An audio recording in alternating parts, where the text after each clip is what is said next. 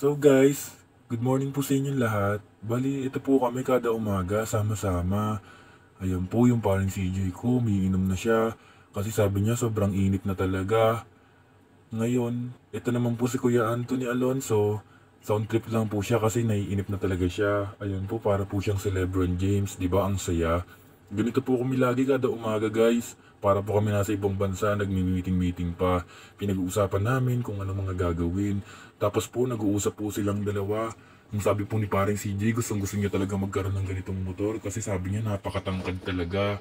Ngayon, ang sabi naman po sa kanya ni Kuya Anthony, gusto mo ba? Tapos ito po, iniisip niya pa. Sabi niya siguro sa sarili niya, balang araw magkakaroon din ako nito. Ayun po siya, ini-enjoy niya na lang po yung motor. Ayan po, tapos bigla na po siyang bababa. So guys, napakasaya lang talaga isipin kasi sa ganitong sistema napapasaya namin ang isa't isa. Ayan po si Kuya Anthony, tamang ano lang po siya, chill-chill lang po siya sa Gedli. Ayan po, para po siyang celebron, di ba? Napakaangas talaga. Ganito lang po ang gawain namin kada umaga. Ayan po guys. Tapos ito naman po si Kuya Errol. Ayan po, sa totoo lang guys, nagugutom na po talaga siya guys. Nag-iisip po siya kung anong ulam mamaya. Ayan po, ang lalim po ng iniisip niya kasi po iniisip niya talaga kung paano makakain guys. Ayun po, iling-iling na po siya dyan kasi sabi niya gutom na talaga siya. Ayan po siya, hindi na rin siya mapakali kasi ang init talaga. Ngayon po, dinadaan na lang po ni Kuya Anthony sa sayaw kasi nga sabi niya naiinip na talaga sila. Di ba guys, napakasaya lang pakinggan guys yung mga ganitong ano guys, no? Ayun po, kahit na ganito lang po yung buhay namin guys, masaya po kaming sama-sama. Ayan po, tapos tinuro niya po sa akin yung paring CJ ko. Kasi daw po sabi niya malungkot na po siya. Ayan po siya. Tapos si Errol naman po tamang tawa-tawa lang. Parang walang iniisip pero ang totoo guys, gutom na talaga siya. Tapos ito naman po ako, papaselfie-selfie pa. Kala mo napakapago na pogi, napakapangit naman talaga. Di ba guys? Pero tamang ano lang po tayo guys, gusto ko lang po kayo mapasaya. Ayan po ako, paikot-ikot. Yan po, pinapakita ko lang po sa inyo lahat ng mga bagay na meron po dito. Tapos po, ito naman po si Aaron, nangangarap din siya. Ang sabi niya po, kung magkakaroon siya ng ganitong motor, papaliparin niya. No, di ba guys? Ayun po, oh. Talagang pil na pil niya kahit hindi umaandar guys. Tuwan-tuwa po siya. Tapos po, ito naman po sila Sir Elmer, si Sir JC. Nag-meeting-meeting po sila. Sabi po nila, paano kaya tayo makapagpatayo ng bundok dito sa Patag? Andiyan po si Kuya Francisco at saka si Kuya Randy. Guys, di ba napakasaya pakinggan? Ito naman po si Errol, oh, talagang pil na pil niya. Kala niya umaandar. O hindi.